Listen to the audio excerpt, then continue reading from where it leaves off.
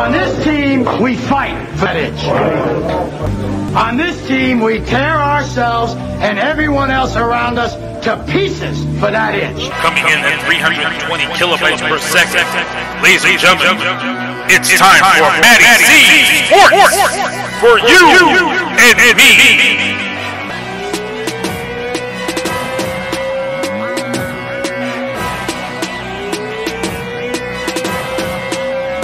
We tell them no. When it comes to getting dough and chasing dollars.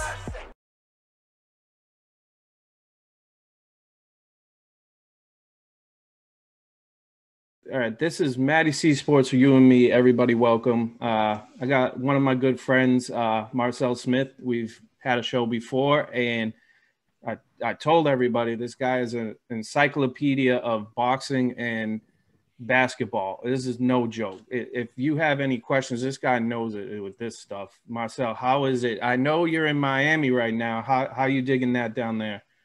I'm loving it. I'm in a section of Miami called Wynwood, and for those that know, and maybe for those that don't, it's nothing but murals and graffiti by some of the greatest graffiti artists we've been given. People from Sarteezy, at Sarteezy on Instagram. If anyone out there wants to look, his stuff's out here. To a number of people, Lyft is out here. There's so many to name, but just check out Wynwood. I would suggest heading over to Wynwood Walls, which is more of a traditional place, like, more museums and all that. But then you drive around Wynwood, you could spend, if you're here 7 days, you'd spend 3 or 4 of your days here. That's unbelievable. Yeah, I mean, artwork like that is displayed on a wall like that is unreal. Like, people don't appreciate something like this. This is like you said, you could walk days and days and days and see beautiful artwork on a building. And it's hard to put stuff like that on a building because, like, you can make a template, you can do all that stuff, but like regular artwork, you have a place to stand upon or do whatever you do, like a easel or anything like that. But you're drawing on an actual building with your hands like this, going spray painting or whatever you do. Like, people don't understand the difficulty it is to do that kind of work, and I always have appreciated that kind of work. I tried drawing it myself, but didn't ever come up with a name, so I just wrote like Soap or something. one of my favorite rappers of all time, MF Doom, who recently passed away, there's a few murals of him, but he has an entire building. Like, they gave him a great tribute with an entire building of just him. It's actually bigger than the building. So if you see that building behind me, MF Doom has a tribute to him bigger than that. It's very, very awesome. That is wicked cool. And, I always see when you post like on your stories and stuff, you put his music right on your stories most of the time. And that's a deep dedication. And I like that stuff. I usually put, the regulars like DMX or Jay-Z or any of that stuff. But we had to talk before, like the top 5. We already know who the top 5 are. We have to name people that aren't the top 5. Correct. So yeah, getting on to sports now. So you got the opportunity to go see the Mayweather Logan Paul fight. Like, what kind of atmosphere was that at that time? I'm going to get into that in a second. I just want to show you guys something real quick. It looked like Floyd Mayweather just pulled up with this. You see that Lamborghini over there? I think it's somebody. Oh. Looks like someone just pulled up. But yes, that experience, I'm just going to speak on my personal experience. It was great. I'm going to have a lot of people in this episode, Matty. I got a shout out. That's absolutely fine. Yeah. And we'll get these people followed up on Instagram or whatever they got, Twitter, anything.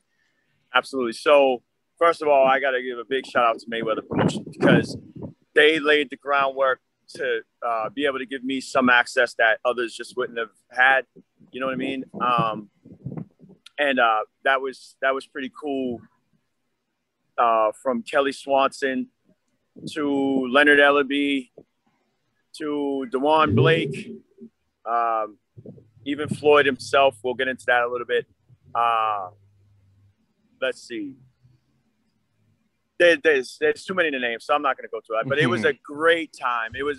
I personally had a great experience. I think that my experience might be a little different than some others, but I had a little bit of behind the scenes. Showtime, Dan the cameraman. Oh, he was wonderful to me the entire time. I was down. I arrived Thursday, so I got down there for the Versace Mansion press conference. I was from Thursday on, right up into the fight. I had a little behind the scenes experience that was just very cool, very, very, very cool. Yeah, that's pretty sick. I mean, I saw one of your stories where I was like, you had like a $5,000 watch right in front of you, and I was just like, there's too many diamonds to count. There's too much, like, it's like you could look at yourself through this watch, and I'm like, this dude, like, he really made it so people who don't experience that lifestyle can actually see like what he is about, why he's Mayweather. And I've told you in the past, it was a little bit different for me watching Floyd Mayweather Jr. fight in earlier days until I really started to understand what his personality was in the ring, and the people he fought. Now, the list goes on. I mean, you have Ricky Hatton, you got Corrales, you got De La Hoya, Ricky Hatton. The list goes on. I mean, there's fighters that, me and you, we respect and know. And, he's fought out of country, which is very difficult because those people out of the different countries are, they have their own fan base where they have stadiums rocking like up to 300,000 people. And that's just crazy to me. And, I gained respect for him a lot later. And with the Pacquiao fight, when I watched it with other people, it was just like, well, why did this happen? Why wasn't it a bloodbath? And it's like, if you thought it was a bloodbath, you don't know the sport of boxing. You don't know what it takes to do this stuff. And I know you know that. So like let me ask you about that. Like, what is your opinion about the real sport of boxing instead of the, and rest in peace to Marvin Hagler and his camp and, the Tommy Hearns fight, that was a battle in itself, but like, that was a different era, different time. So like with the Mayweather era, what do you think changed with boxing when he came around? So one of the first things you're taught when you walk into a boxing gym is protect yourself at all times. That should be the very first thing they teach you. The second thing would be, hit and don't get hit, stick and move. So Floyd has taken that and he's tripled the value of it. He's mastered it. His dad put it in his DNA since he was a 6-month-old child, and he's perfected his craft. He's dedicated to his craft. He, to my knowledge, does not drink, does not smoke, doesn't do drugs. You might see him out at a party or around a lot of girls. He'll go home, get his sleep, get up. He works out at odd times. I witnessed him this trip work out at 4:54 to be precise is when he arrived in the gym and was working out till about 7 o'clock in the morning. This was after a long night of events and signings and things of that nature. And at 44 years old, Floyd loves the game. He highly respects the sport of boxing, and the money persona. Yes, that is a thing. That is there. Can you blame a one-time kid from Grand Rapids, Michigan, who grew up the way he did, to want all the toys and tools that he can have at a snap of a finger? I can't blame the man at all. Inside the ring, one of the smartest fighters of all time. But in my opinion, I'd have to say he's one of the most dedicated. I would say the most dedicated. There's other guys who may have been given more talent, faster hands, hit harder, stronger. But there's maybe no one with the endurance level and with the intelligence that Floyd has. That's why he's become one of the greatest fighters of all time. Absolutely. And, you know, I don't want to compare it in a bad way, but, you know, Michael Jordan and Mayweather are two polar opposites, two different sports.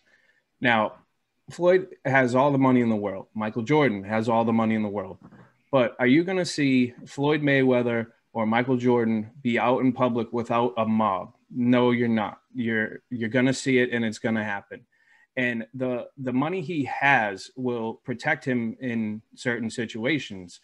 And, you know, that's the unfortunate thing with being so hyped up and big like Mayweather and Jordan is, you know, they never have a life because they got media wherever they go. They're hiding in bushes and they're, you know, it's like I watch videos all the time of Michael Jordan and Mayweather, you know, paparazzi everywhere. They can't go in their hotels and just straight up go through. They got to sit in their hotel and, you know, watch TV, or in Michael Jordan's case, smoke a cigar in his room, or, you know, Mayweather having a bunch of girls, whatever he's doing in there, it don't matter. Like that's a cost you pay, but that's the money he makes it better for him. He can do whatever he wants. He can put a strip club in the bottom of his house, you know, like it takes a toll on people doing that, you know, and for him to train and do that, like, I respect that. And I respect his game. I respect how he's prepared for fights. The HBO can only show you so much of what dedication he has. And for you to see it up front is like absolutely amazing. I'm sure it was like, not that you were starstruck, because you've told me, like, you know, like you've seen and met people, and, you know, Floyd's just another guy to you, just another dude just training in the gym, you know? So, I mean, up front, what did you think, like, with his training? Like, how fast paced is Floyd in the gym? So the thing with that is, with the access that I had, my access pretty much was limited to only certain aspects of the training. Mm-hmm. And the aspect I got to see up close was the running. I saw him run at, I would say 6 miles, possibly at a pace that, an Olympic pace. They weren't letting too many people watch him with the pads. He's now training with a guy by the name of Gerald Tucker. Gerald Tucker is a former retired undefeated guy. I believe in the 21-0, maybe 22, 23-0. Him and Floyd had a relationship. Gerald's 43, Floyd's 44. They had a relationship in the past. Unfortunately, Floyd's uncle, Roger, passed away maybe a year or two ago. Floyd's dad is up there in age, 62-ish, 3-ish, 4-ish. So Floyd reached out to Gerald Tucker, asked Gerald where he was at this particular time. Floyd was in Vegas. Gerald was actually here in Miami. Gerald said, I can be on the first thing smoking to Vegas. They worked out. They did a couple, you know, they hit the mids and did a couple workouts. Floyd said, you're my guy. I need your help. I'm going to go fight Logan Paul, and I want you to train me. I want you to help, you know, work me out. And Gerald was there. So with what I got to see was Floyd leaving the hotel, the Fontainebleau, to go run. As far as training, sparring, unfortunately, I didn't see that. I don't feel bad about it. There's not many people that saw it. There might be a total of maybe 30 in his camp that got to see that part of it. They weren't trying to have too much footage leaked, things of that nature, you know. Yeah, of course, because he has his own methods. But it must have been, you know, what was it like being in Hard Rock Stadium? What was that like? I know you had a fun adventure inside. Yes. So the stadium, you know, my first time being there, stadium was cool. The outdoor venue, that was creative. Floyd has fought outdoors before. Early in his career, I believe his first fight in '96 was actually outdoor, but it's been a while. You know, it's been never as Money Mayweather, things of that nature. He's never been outside. Most things with him are the MGM Grand, which is his home hotel. He's probably part owner at this point. Yeah, right. So that was cool. We had some unfortunate weather. It rained, and when I tell you guys that it rained, so you know, I'm dressed up. I'm in, you know, nice dress slacks, dress shoes, nice cream color shirt. You know, looking fancy. You know, by the end of the night, by the first hour into the night, I'm soaked from head to toe, along with everyone else in the stadium. It poured. They kept the fights going. It dried out in the co-main event, which was the Jarrett Hurd fight, and they cleaned off the rings and things of that nature so that Floyd and Logan would be okay. But I had fun. The rain was not a deterrent for me. You know, even with the access a little bit behind the scenes, I still chose to partake in the rainfall. Some people ran and hid and, you know, went under the stadium, or the fans went, the fans went back up into the concourse. I stayed in the rain, man. I loved every part of it. I didn't mind. I wanted to, not to be hyperbolistic, but I wanted to soak in the experience. So I stayed, and I watched every minute soaking wet. You definitely did soak in it. It definitely soaked it up. So what was it? Was it like an hour or so probably of rain, straight up rain? It was probably like consistently straight raining hard for about half an hour, drizzle for about half an hour, about a total of an hour, just consistent rain. And the fighters, you know, shout out to the fighters. They fought through it. No complaints. There were a couple slips in the early fights. So the first two fights, you know, basically it was still sunny out. It was okay. Right about the fourth fight is when the rain started coming in. By the third fight, it was pouring. And the second fight, Jarrett Hurd fight, it was pretty soaked. But the fighters, you guys shout them out. They stuck through it, and they gave some entertaining fights. So those are the guys you really got to respect. Like, never mind just getting in the ring, but the fact that you're getting in the ring in a circumstance you've probably never been in. Oh yeah. In the rain, I mean, it's not raining down on top of them. They're covered, but, you know, there's, you know, wind and things of that nature coming at them, and they fought, and the fights were good. At least that's my opinion of it.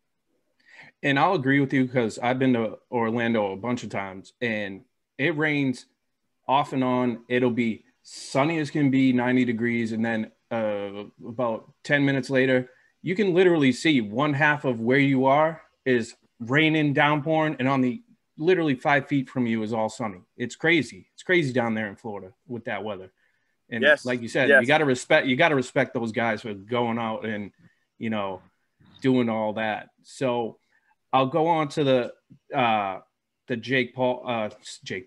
Logan Paul and Floyd Money. And, you know, I saw the statistics, and I don't think it was a publicity stunt by any means, because I think Floyd honestly wanted to give the kid a chance and to let him do what he does. And he didn't do what he does, honestly, if you agree with me or not. Just not consistent. Very low percentages on his punches landed, punches thrown. Floyd was half. Most of his punches were half. So, and that's not full out Floyd Mayweather. We know that that's not gonna even come up in that fight whatsoever. But just the cockiness leading up to the fight was a little bit overdone by Logan Paul. And I just think that, you know, Floyd, I compare it to the McGregor fight. You know, they were all talk and all this stuff, and I actually had a better respect for Floyd when they came together, and McGregor said, you know, I respect this dude. He is a master of his craft, and I'm a master of mine. So, you know, they got a mutual respect for each other. And that was a match to me. That wasn't what Logan Paul is. And I definitely agree with what we talked about earlier, that, you know, Floyd was probably thinking, you know, like, this isn't me. This isn't what boxing's about, you know, like, and at 44 years old to be throwing, that's amazing in itself. Because a lot of fighters can't do that. Besides, the only ones I really know is like George Foreman going all out at his late age. Bernard Hopkins as well. Oh, Bernard, yeah, B-Hop too. Yep. So my opinions on the fight probably differ than others. So, you know, you'll see the big time media outlets, the four letter stop on your dial, and things of that nature. The 3-letter start with a C and an S with a B in the middle. They plugs because they're not paying you. So, you know, I don't want to plug them. When they stop paying you, we'll plug. But those guys, you know, there's some people who'll be critical, and the average fan, maybe not the average fight fan, but the guys on the outside, they might be critical because they want to see blood. It's bloodlust. Floyd hurt that kid. Floyd could ruin Logan. And what's the win in that? What's the point? I don't see the point. Now, some people may say, what's the point in doing the event then? It's to do something different. To give Logan Paul and his crew and, you know, Jake, his brother, give them a different audience that they may not have had. Maybe they pull over some purists that, you know, weren't accepting of the event, and maybe Floyd reaches into a little younger audience. Floyd's become heavily involved in cryptocurrency, and maybe he reached those young kids that are more into the Bitcoin and the Ethereum Max and things of those nature. So, you know, people don't understand that Floyd Mayweather does not belong in the gym. Never mind in the gym, but in the ring with Logan Paul. But this was a special exhibition. There's been exhibitions in the past. George Foreman one night fought like 6 or 8 guys. There's even been an exhibition where Rocky Marciano and Muhammad Ali had a computer acted out a computer simulation. Then they got in the ring and basically acted out the punches that the computer generated, something to that effect. I'm a little too young to know that precisely, but I know it did happen. Floyd actually got in the ring with a guy 30, 40 pounds heavier than a 6'2", you know, probably came in at 210. Floyd 5'8", came in right at 155, probably only rehydrated to maybe 158. He's never weighed 160 pounds in his life. And there's moments in the fight where Floyd could have put that kid to sleep, literally. Oh, yeah. And actually, there's a moment where behind the scenes, you would have to be in the know to know this, but I'm just going to tell the public that Logan Paul thinks he was knocked out and Floyd held him up. So if you guys want to do your research and go through YouTube, it might be out there now. But shortly after the fight, it has been released. Logan thinks he was out, and Floyd held him up and kind of gave him a couple of jerks, like, "Come on, kid, we want to give these guys a show. Don't let me put you to sleep in the 4th, 5th, 6th round." So Floyd carried the kid. You know, yes, it could have been a little bit more entertaining, but there was no situation in the world where Logan Paul was going to have Floyd in deep waters, and that's not what this was about. This was about exhibition. This was about entertainment. It would have been a far more entertaining night if the rain didn't happen. And also, people have to consider that it's a slippery ring. Floyd likes to move around. Now, Floyd's got to change his game and go back to pretty boy in a way, and stand in front of him and take, some blows because he could have made this kid miss 1,000 times in a regular ring, in a stadium, no rain. Floyd chose to stand in front of a heavyweight. Mind you, Logan came in at heavyweight. Floyd's a welterweight. And you know, give the fans a different take. And I thought that was pretty cool. Pretty cool. Me being a purist and purely understanding what that means. I don't care if Logan Paul's a novice. He's 6'2", 220. And in a boxing ring, that's a little different. If they were on the street, it wouldn't matter if Logan Paul was 6'2", 220. Floyd would, in 30 seconds, eliminate him. But this was an exhibition, and I'm happy. I'm actually proud that Floyd's ego didn't start to jump in and he take the kid out, kind of like what happened in Japan. I with the Japanese kid. I think that Floyd kind of, you know, bit himself a little bit, and after the fact, probably was like, oh, why did I do that to that kid? And that's probably why he took it easy on Logan. Yeah, and I mean, like you said, this isn't like, there's been many like over the top stuff. I mean, you've seen, I don't know if you remember Andre the Giant fighting what's his name?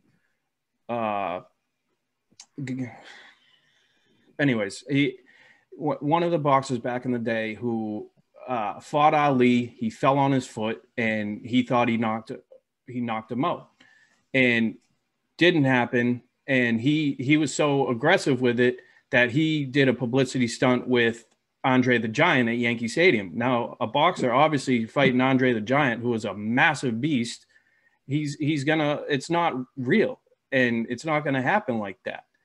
And you know, everybody thought, like the bloodbaths we were talking about, it's not like a Rocky IV where, you know, you're gonna see Drago versus Rocky, or, you know, Rocky Balboa where you're 60 years old and you're going to fight Antonio Tarver. Like, just not going to happen. Just not going to happen. And, you know, Logan Paul, if you really think about it, if he was serious about fighting and wanted to go with a heavyweight contender such as Tyson Fury, would take one jab, he's done. You know, and I think he's more of a, like you said, a novice, and maybe a little bit of an amateur, but, you know, it was what it was. But like you said, I give a lot of respect to Mayweather, where, you know, he kind of clinched and said, hey, like, let's go, like, give the people a show. And, yes, you know, people are paying big money, come see this stuff. And, you know, he's fought some very big people. So for Logan Paul should be very thankful and gracious that Floyd came out with this. Guy fights people like Manny Pacquiao. Like, I always say Manny Pacquiao because I compare him to everything. He's one of my favorite boxers of all time. I'm sure you're a big fan. I'm sure a big fan. We've talked about that too. Mm-hmm. And, you know, after this event, like, just Floyd can just go back to his everyday life and no bothers for him. You know, I'm sure he's going to get challenged a couple times. I mean, after this, they'll say, "Oh, like, come back, you'll fight me." And yeah. But so I'm gonna jump in real quick. So okay, yeah, go ahead. But for the average person who would think, why, you know, maybe, why do this event? Why challenge a kid that doesn't belong, you know, in the same strategy of Floyd Mayweather, especially in the ring, right? Maybe in life, right? So, but as far as Floyd, when you think about boxing and the game of boxing, for people who may not know, sucks the life out of the average kid, fighter, any person who thinks they want to earn money from boxing. Floyd Mayweather and his family are such statistical anomalies that we all of us in all walks of life should be thrilled that a man that comes out of Grand Rapids, Michigan, can make $100 million not fighting. That wasn't a fight. That wasn't a boxing match. That was a boxing match, and it was a threat to Floyd's record. That's over in 2 rounds. 2 rounds, he stops him easy. You know why he stopped? You mentioned Conor McGregor. he stopped Conor because that was a threat to Floyd's record. That was Floyd going for the 50th win, and to be honest, he could have stopped Conor a little bit sooner. He has a high level. Those two guys really respect each other, from what I've heard. Absolutely, they do. Yep. They didn't prior, but they do now. They have a high level of respect, and they've done business together. I think Conor has a gin or a Proper 12 whiskey. Yes, I don't drink whiskey. There you go. I know. Yeah. I know. Yep. I'm foolish. But and he's like a proper 12, right? Is that what you said? Proper 12 whiskey. Yep. And Floyd's let Conor advertise at a Mayweather event, Mayweather Promotions event. So that that's good business. That's cool. They do good business together. But when a fighter can flip the game on its head and make exorbitant amounts of money, we should all be happy, because that tells us we can flip whatever game that we're in, or whatever business that we are, whatever trend you may have, whether it's you do gig jobs, driving for Uber or Lyft, or you a personal shopper, or you're an artist like these people behind us who probably get paid for their art, or you have a podcast. You may be able to you get the right people around you, and you involve yourself with the right people. You might be able to flip that on its head. And then would you want people hating on you because now you're getting paid for your podcast, or your advertising and marketing firm, or your maybe you come up with a different kind of cryptocurrency. Floyd's flipped this boxing thing on its head, and he's going to for a while. Floyd and Al Heyman, those two guys have flipped boxing on its head. Never in the history of boxing has a boxer had the control on the game the way that Floyd Mayweather has. Not Oscar De La Hoya, Canelo Alvarez won't reach those heights. And by no means am I a Floyd Mayweather fanboy or carry his water. I'm just telling you guys the truth. This is accurate, and we all should be appreciative, because that gives us hope that we may be able to do the same thing in our line of business. You got to respect the guy for that. Right. And you're talking about, honestly, like I would say the midway where boxing was kind of up and down, where you saw Golden Boy Productions, De La Hoya and all that stuff. That was the big time then. And then, like you said, Floyd Money turns it way up to a proportion where it's a triple million dollar business. And, like I said to you before, like it's bringing boxing back to where it needs to be. I mean, it's going back to, if you own ESPN, you're going to see top ranked boxing. You're going to see champions fight for whether you own cable or not. Like, there's so much availability to see fights now, again, like where we're paying ridiculous pay-per-views, where I'm sure Tyson Fury will have those, which I'm not really a big fan of him, but that's just a whole nother story. Yeah. But I respect that the game is coming back. I mean, me and you were, I think we were texting about Taylor and Ramirez the other, not too long ago. Good one. And I was like, yeah, this is happening. And you're probably like, come on, man, I don't care. Just let me watch the fight. But there's very few people who Roger Mayweather had this saying, and I think you know it. You don't know blank about boxing. And that's true for about 90% of the people that claim to know. You don't know. You just don't get it. You don't get the game. And that's no disrespect to anyone. You have to. Boxing is chess. You have to put in time. It's physical chess, and you have to put the time in. But also, whether you got in a ring or not, you kind of have to know the peripheral guys to appreciate the headliners that pack you out. Like, you got to know the Josh Taylors, as you said. You got to know the Ramirez's. You got to know the Hank Lundys, the Joe Smith Jr. Badu Jack. And I'm just naming current guys right now. Going back, you need to know Diego Corrales, rest in peace.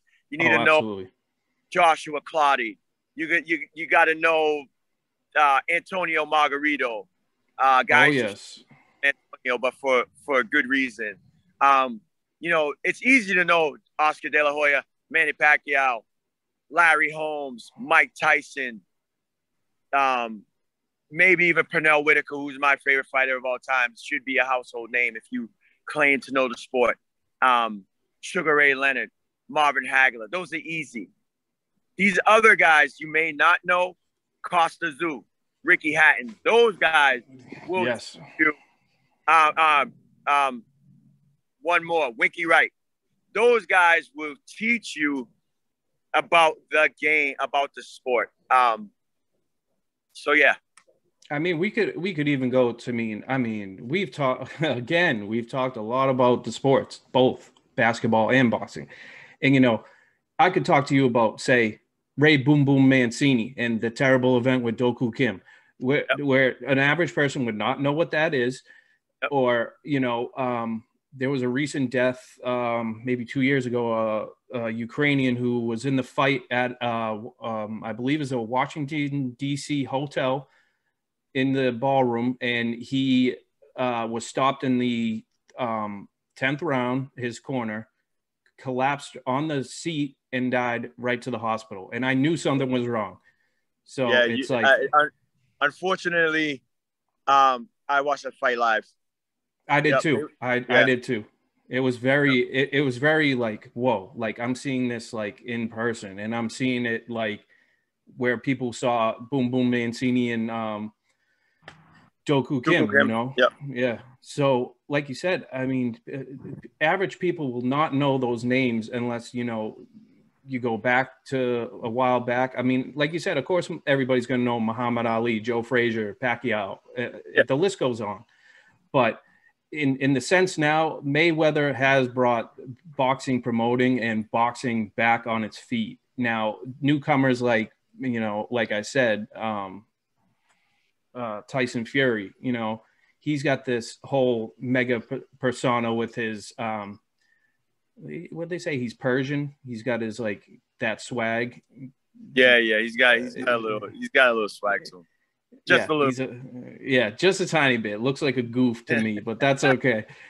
But yeah, I mean, where do you think boxing really goes from here? Do you think the young talents and the talents that me and you were talking about are gonna rise up to the challenge like Mayweather has, or is it just at the point where it's Mayweather's untouchable in the money game of it?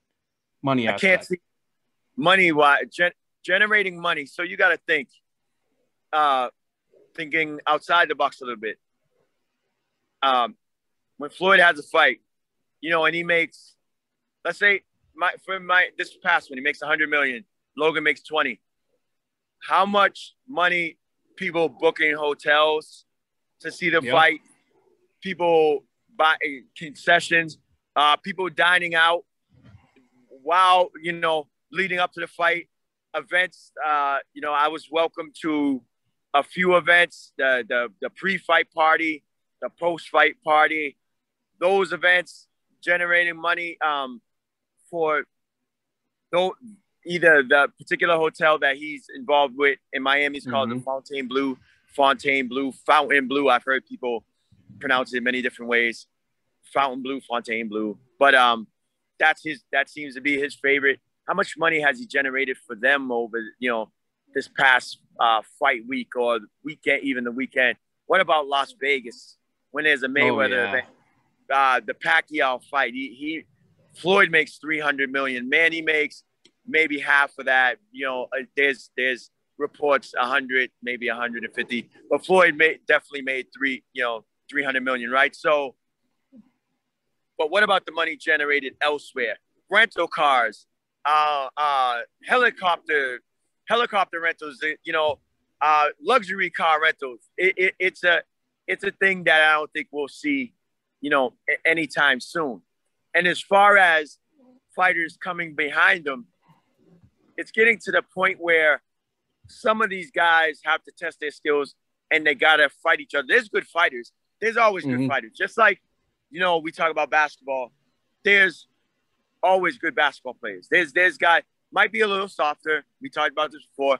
Might be a different game, but there's always good players somewhere. With boxing, some of these guys got to start testing each other. They gotta start seeking and destroying anything in their path. That Errol Spence, Terrence Crawford fight needs to be made. Errol should get past Pacquiao. I mean, I actually would like to see Pacquiao live. I would like to see that fight. And, you know, Pacquiao is one of the all-time greatest. Very high. He's got to be top 5. He has to be. And I'm talking pound for pound. 8 division champion, the only one in the history of the sport. Vicious knockouts. But Errol Spence is a different thing. He's not Keith Thurman.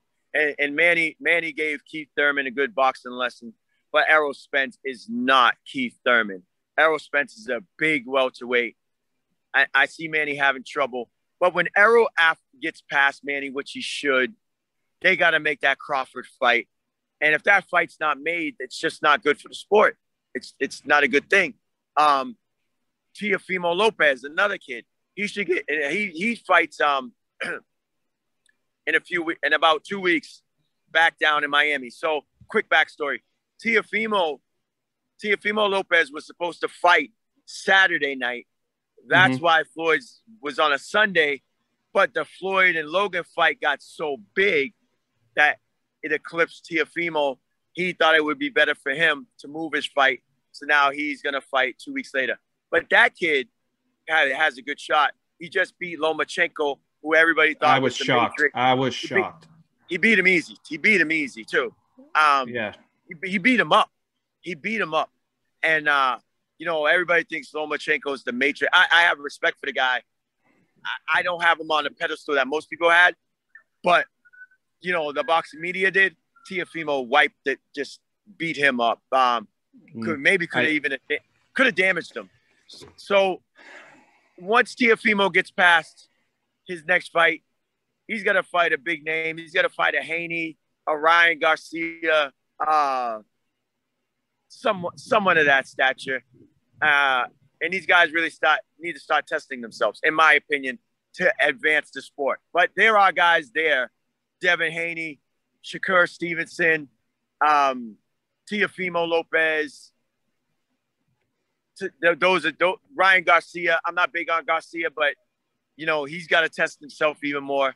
I think Boston's in a good place, and there's some even younger kids on the way up. They're ready to take the mantle. Tank Davis, Tank Davis, Teofimo Lopez would be the next big fight after Spence and Crawford. You know, I respect Terrence Crawford myself. And, you know, going back to, Teofimo Lopez against Lomachenko, I'm sure you did too, watch the whole fight. And absolutely. I've watched it multiple times. And, you know, I'm trying to find a reason to be like, you know, Lomachenko just took the wrong time to do something. He just did it. It's like he didn't even care about the fight. You know what I mean? Like he turned on the gas about 6th or 7th round, and it was already too late. And Lopez just did. So he went from going power, going well in the first couple rounds, and then defending himself very well and going with the points game after that. So yes, I see Teofimo Lopez winning that fight, absolutely. And Lomachenko, I just don't think he gave a shit. And I love Lomachenko, but he's fighting again. Is it next month he's fighting again? Mm-hmm. And, you know, I think he'll bounce back, but does he have a rematch? I would love to see it. But who knows? Here's the thing. You know, you said that it looks like Lomachenko just didn't care. It's because you know when you're outmatched. And I'm actually going to use a Floyd analogy. I saw an interview where it could have been Jim Gray asked Floyd, when when did you know? When in the ring, not, you're always going to say you knew you could beat him. When did you know you could beat Manny Pacquiao? And Floyd said round 1, second jab I hit him with. When I hit him with the second jab, I just knew this man can't beat me. He's like, I probably shouldn't even have hit him with the jab. Like, he was out of position and my jab's so good, I just caught him. And I said, oh, this is it. This is easy. I'm going to, this is going to be easy for me. I can make this fight as easy as I want. And I feel like Teofimo Lopez took the same approach, which made Lomachenko just back down a bit. Floyd did it with Diego Corrales too. At the time he fought Diego Corrales, they were both undefeated in HBO.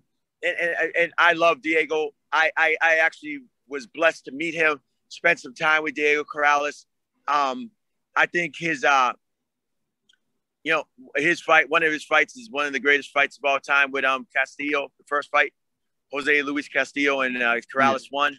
With that said, by round 2, Diego Corrales knew he just couldn't beat Floyd. And I think that's the same thing that happened to Lomachenko. He just knew. And yeah, he came on at the end. He might have caught Teofimo coasting a little bit, which you can't do. Coasting is what got Chad Johnson knocked down. I want to talk about Chad after this. That's definitely fine, because I saw that shit. Yeah, but he caught him coasting a bit. But I think Teofimo just walked him down. Teofimo is what athletically we call a dog. He's a dog, man. He gets in the gym and he just dogs guys. And Lomachenko was not prepared for that kind of fight. And if they fought again, Lomachenko would get stopped. He wants to stay as far. Oh, you can't see my hand, but maybe you can. He wants to stay a little bit. He wants to stay as far away from Teofimo as he possibly can. Go do something else. He doesn't want it with that guy. He wants no business with that guy. That's a big statement right there, man. I totally, I see what you're saying. And, Lomachenko is a tough dude. And I do agree that he got rocked. I don't know if he, gets some more fights under his belt and he perks up a little bit and, shows that fury like he has, that he tries to even attempt that, but we'll see. I mean, the thing with that would be, Teofimo's going up higher in weight. Lomachenko's going to stay right at that weight. So even if Lomachenko tried to come up, Teofimo's just a naturally stronger man. And it wouldn't really help. Lomachenko would have a couple more fights under his belt, but that's a couple more blows. That's a wear and tear on the body. Mm-hmm. And then he goes fighting a big, strong kid. Yeah, he just move on. He wants to go do some other thing. He doesn't want it with Teofimo. Teofimo is gonna run through people until whenever he gets to Davis. But I don't want to go on record with that because anything can happen. But I just think that he's dedicated enough to not party, not fall into the pitfalls of fame, stay on the right path, and go the Ricky Hatton path. Give us a good show. Yeah, stay away from the Ricky Hatton path. And stay, on the right course till he can get to a big fight. Absolutely. And, it's almost like I see like his father is kind of shaping, like he's the hype guy for his son, which by all means he can, but like you could see he's just all about, like he just spoke for his son. I saw in that fight, which is fine to me, but I just like when fighters actually just, prove it in the ring and just, they can talk if they want, they can walk if they want. Like, and, I'll talk about going back to the Taylor Ramirez fight. Like, I respected so much what he did after that fight, donating stuff, signing stuff, and, really going good cause stuff. That's what I love to see. There needs to be more of that in boxing. And, So that is actually, in my experience, boxers are good guys. Good friend of mine, Vinny Pazienza. I know in the media, there's, been some things in the past, rightfully so. You know, you got to hand. There's some things that I don't accept. As you know, I'm going to mention again, I'm not a drinker, so to have the excuse, oh, I was drunk, it doesn't work for me. But with that said, I've seen that man do some wonderful things. I know some people within the Mayweather Foundation. Some of the things that he's done, mainly one I wanted to be involved in, but I just could not find the time. I love what they do for Thanksgiving in Las Vegas. They make Thanksgiving a cooler holiday than Christmas. Thanksgiving to the Mayweathers is like a Christmas, and it's just so cool what they do for the families. Some of the young kids, Devin Haney, he's really good, just to my knowledge. Marvin Hagler, a guy, you know, I went to Marvin Hagler Day, had to, you know, this guy would drive by. Posting about that. Yeah, he would drive by my grandparents' house in Brockton on the south side, Longwood Ave. And, you know, a group of my friends, we'd be out just hooping in my front yard. And Marvin would just stop. He'd just stop and park his car and watch, you know, not really get out, but he would watch from the window and just always say, hey, you guys, man, keep doing that. Just keep hooping. Like, you know, I drive by here every day. You guys don't even know it's me, but you're always out here. That means you're dedicated. Just keep going at getting after it. And, just, you know, those things stick with a kid. It stuck with me, you know, and things of that nature. So I've seen fighters and athletes, they should use their platform to promote positivity. And absolutely, that's always a good thing to see. I think that's the coolest thing. When you get to a certain level, use your platform to be positive. And I like to see it, especially when fighters do that, because most people think they're brutal all the time. And a lot of time, these guys are really soft. They cry. You know, they cry to their girlfriends. They cry to their mom. Yeah. So that it's a cool thing to see when they give back. Right. And I'll go with you on this one real quick is, you know, every single solitary person, and I swear to God, I've heard it from, I know a few people from Brockton, but every single person has told me a Marvin Hagler story, whether they were over here, or over here. He was Brockton. He was with everybody. Everybody Yes. knew him. Everybody has a smidge of a story. Like, you know, our friend Keith told me about the story where he was working at a gas station and he saw him right there. You know, there's a story with him, and that's amazing what he did. And like you said, like I have hockey players on my show, as you know, and you know, a lot of them were enforcers, you know, fighting guys, and you thought like, oh man, these guys are going to be like nicest people you can meet, like super nice people, and they're wicked chill. And it's just amazing where you see it on the ice, and then they're like, yeah, like, and then we go and we hash it out on the ice, and then we get off and we just talk like nothing ever happened. It's amazing what sports can do, and just everyday life, really. Absolutely. I totally agree. You know, you and I love sports, and I think we love the positive side more than the negative. Absolutely. Right. And so my final thing to you, so we'll switch to basketball really quick, because I'm not really liking the playoffs myself. I'm not really interested for some reason. And it's not just because of the Celtics losing and out of the playoffs, but I mean, the matchups that they have now, and if you were to tell me these matchups would have happened 10 years ago, I would have been like, nah, that wouldn't happen. Or they'd be an 8 seed and lose in the first round. But I mean, you have Philly playing Atlanta. You have Milwaukee and Brooklyn, which is very surprising. That series is 2-0. Utah and Clippers, who haven't played yet, and Phoenix and Denver. Now, who do you pick right now? Honestly, who do you pick right now?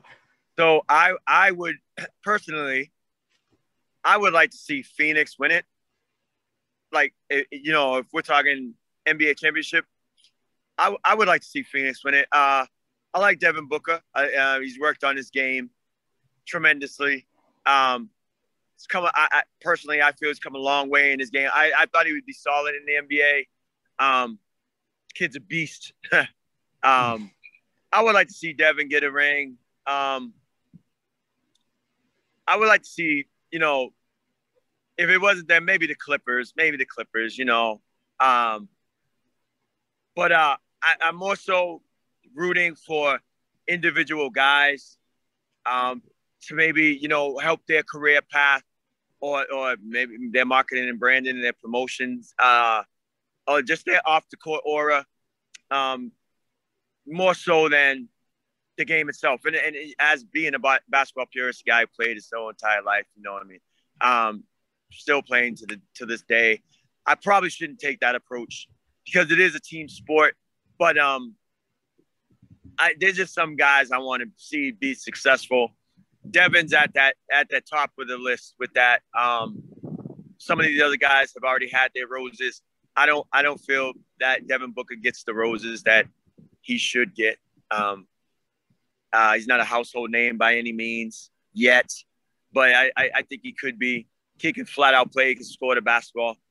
Plays a little bit of defense. Needs to play a little bit more. But I'm with Phoenix. I'm gonna root for Phoenix. Who would you? So that's interesting you say that. I remember last year when Phoenix was hustling to get into the playoffs, needed one more win to get into the playoffs, and they lost it. And I was like, you know what? Yeah. They're going to be full of vengeance next year, and they're going to get into that playoffs and make a name for themselves. And they have. And with the addition of Chris Paul, I absolutely, totally, 100% think that Chris Paul has rose this team up from where it's like, all right, we need that one more little thing to get us like in a better place. And that's what they're doing. And, you know, I've never been a fan of Denver. Atlanta with what they have, I think they could win. It's just, you know, Philly's a big time team right now. And the Clippers, myself, I've always loved Kawhi Leonard. Every single team he's been on, I've loved watching him play. He's just like an animal. It's like, I don't know why I compare him to this player, but I do compare him to D Wade of how he can just find a spot and hit it.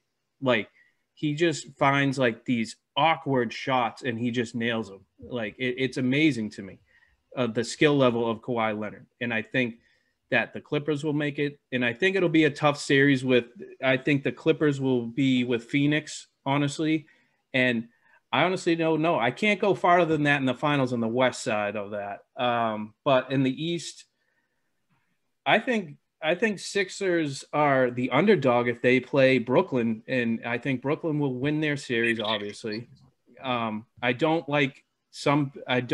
appreciate how Brooklyn has presented themselves, but I honestly, like you said, Marcel, I would like to see at least Harden win a ring, at least. But I see Brooklyn and Philly on that side, but that's a tough one too. But I do like the underdog, so I would like to see the Suns at least get to the finals. And I think in my mind, I see the Clippers winning it. Yeah, the Brooklyn thing for me, it's just tough because, man, Kyrie converted me. I'm a UNLV guy from back in the day, and Duke, I just can't do the Duke thing.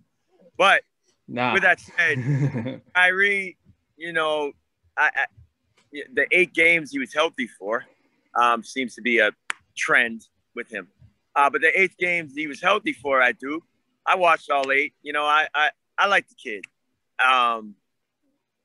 But it's just he's been a little aggravating lately. Kevin Durant too, just, I don't know, guys. Like these guys, they just, I don't know. They just leave a stain like with their auras now. I like them guys. Tremendous level of respect for them. I've seen Harden in person, play in person. Obviously, I've seen Kyrie and Durant, but I mean, I've seen all these guys, and when they're all on the same team, it kind of like, it's not like the Celtics back in the day where Parrish, Bird, McHale, Ainge, Johnson, they were there. Like they didn't plan anything. You know, I guess Red Auerbach did, right? He did his work to get them there. And these guys, they quit on their other teams to go play somewhere else, play with their buddies. Just to me, if growing up in the parks and being more, of a, as people would say, street ball guy or playground legend, I can't. It bothers me a little bit. It bothers me a little bit. Not so much where I can't be happy for their success, but I can't fully root or condone for Brooklyn. I can't do that. I don't have it inside of me. I'm not like a front runner guy. Like I told the story about me and hip hop. I can't do the Biggie, Tupac. Yep. I'm more of a Common, Razkaz, MF Doom, Black Thought. That's who I'm going to talk about in my rap conversations. In my basketball conversations, I don't want to talk. I don't necessarily want to talk about the LeBron, Kyrie's, KD's, James Harden squad all in the same squad. Like I wouldn't want to see LeBron and Steph Curry on the same squad, but I can root for Steph Curry, Klay Thompson, and Draymond Green. That's easy for me. That's easy. But all in all, when those guys get in the finals, if it is Brooklyn, I will be watching because I love basketball and those guys are the most talented guys in the world. So I'm gonna watch them. But I'm gonna root for my guy out there out west in Phoenix. I hope I got you. I go with probably LA Clippers and see them winning it. So hey Matty, if I was a betting man and I had to put money on it, which I wouldn't bet money on anything other than myself for my personal performance, but if I had to, I'd have to go if I had to, I'm gonna rock with those guys out there in Brooklyn and probably the Clippers as well. I'm not a dummy. My grandmother raised no fool. I'm gonna rock with those guys, but I'm gonna root for the underdog this time. And see, I listened to you too. Honestly, you know what you said on me and your first interview, and we talked. I think we talked about Brooklyn on that show. Yep. And I said, "What do you think the leadership is?" And you said, "Tons of Chiefs and no Indian." I meant no Indians. Oh, yeah, you're right. Yes. Yeah. You quoted it right. That's what it is. No. Yeah. Tons of Chiefs, no Indians. Correct. Yeah. I said something as profound as that. Yes, you inspired me. But yeah, I don't see them lasting in the finals. I just don't. I think they may make the finals. Yes. 76ers will give them a hard time. They're just too young still. Too young. Yeah.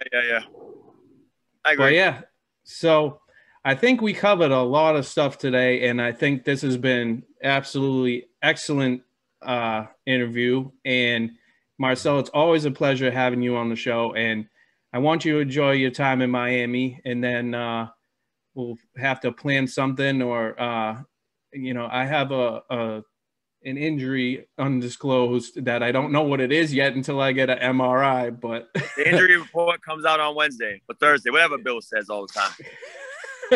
We're on to Philly. But yes, always a pleasure with you, Marcel, and we will, of course, ton of fights will be happening soon, so we'll have to analyze those and talk about that. And always a pleasure talking with you, man. Yes, sir. Everyone follow this guy. This guy, he's going to break the internet at some point. He's going to be on a stratospherical level. So you guys, everyone's going to follow Matty C. Also, Matty, tell them your social media just so they know. I'm sorry, I couldn't hear you. Tell them your social media just so they all know. They should already know if they're watching, right? But I want to hear it because it sounds so lovely when you say it.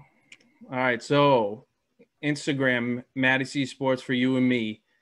Facebook, same thing. YouTube, which everybody subscribe to that and everybody watch the videos. And if you're in the car, check out on Spotify and Apple Podcasts, all Matty C Sports for you and me. So it's very simple to find that out. Check out my man over here. What's your tags, my friend? On Instagram, it's Superman Cell 42. On Twitter, we have Supercell42. And on Clubhouse, for all you guys and ladies that may have an iPhone, Clubhouse is iPhone only. It's Super Ask Anyone. All righty then. And, you know, if you guys want some knowledge, you want to know the ins and outs of boxing and basketball, this guy knows the deal. This guy is an absolute genius when it comes to this. And, yes, I'm going to let you enjoy your vacation for sure. And, yeah, so if you check out his stuff too, he'll show you some cool stuff. And, you know, this guy will find you a pickup game in Kansas on a hay farm. and he'll promote it too. Oh man. But yes. But thank you again, Marcel, and we'll see you soon. And thanks for being on Matty C Sports. Thanks, man. Thank you, man. All right, take care. Have a good one.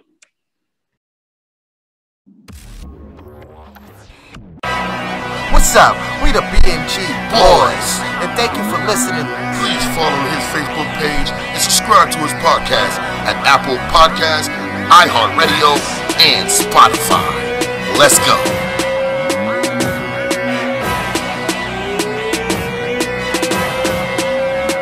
We tell them no. When it comes to getting dough and chasing dollars.